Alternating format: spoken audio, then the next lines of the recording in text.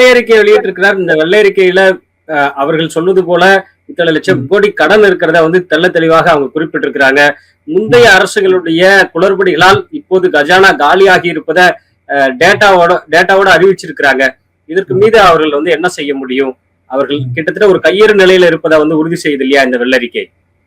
அது தெரியுதுங்க, எங்களுக்கு தெரியுது, நெறியாளராக உங்களுக்கு தெரியுது, 8 கோடி மக்களுக்கும் தெரியுது. இல்லைன்னு சொல்ல முடியாது. அது வெளிப்படைத்தன்மை தான். அது நான் தவறுன்னு சொல்லல.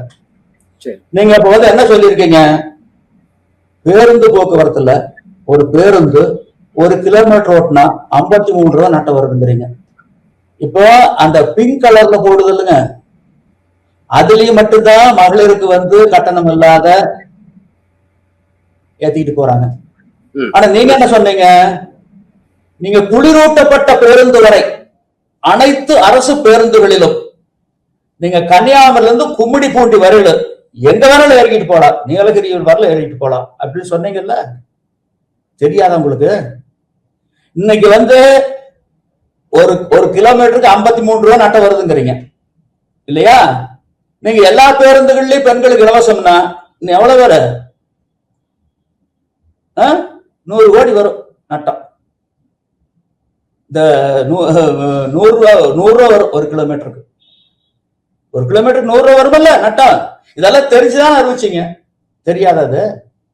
ஏற்கனவே இந்த போக்குவரத்து கழகம் எவ்வளவு கோடி நட்டத்தில் இருக்குதுன்னு உங்களுக்கு தெரியாதா? மின்வாரி எவ்வளவு நட்டத்தில் இருக்குதுன்னு தெரியாதா? அரசாங்கம் எவ்வளவு நடத்தல் இருக்குதுன்னு தெரியாதா? அதான் சொன்னீங்க, ஒவ்வொருத்தருடைய தலையில, உங்க தலையில, என் தலையில, நேற்று பிறந்த குழந்தை தலையில எவ்வளவு இருக்குது? 1,29,000 இருக்குதுன்னு சொல்றீங்க இல்லைங்களா? சொல்லிருக்கீங்களா? அது வெளிப்படைத்தன்மை வரவேற்கத்தக்கது. இவ்வளவு கடன் இருக்கும் போது ஏன் அறிவிக்கிறீங்க? சரி, நீங்க தான் பிறப்புக்கும் எல்லா உயிருக்கும். நீங்க வள்ளுவர் என்ன சொல்லியிருக்காரு? கடன் வாங்க சொல்றாரா? எதுக்குதான் கடனுங்கிறாரு? குன்றேறி யானை போர் கண்டற்றால் தன் கைத்து ஒன்றுண்டாக செய்வான் வினை. ஒரு இடத்துல யானை போர் நடக்குது, பக்கத்துல ஒரு குன்று இருந்து குன்று மேல ஏறி நின்று பார்த்தா தெளிவா பார்க்கலாம் யானை எப்படி வருது, வீரர்கள் அந்த தந்தத்தினால எப்படி குத்தி கொள்ளுது, வீரர்கள் எதிர்கொண்டு வேறு கொண்டு தாக்கி அந்த யானை எப்படி வீழ்த்துறாங்க. இதெல்லாம் தெளிவா பார்க்கணும்னா ஒரு குன்று இருந்து குன்று மேல ஏறி நின்று பார்த்தா தெளிவா பார்க்கலாம்.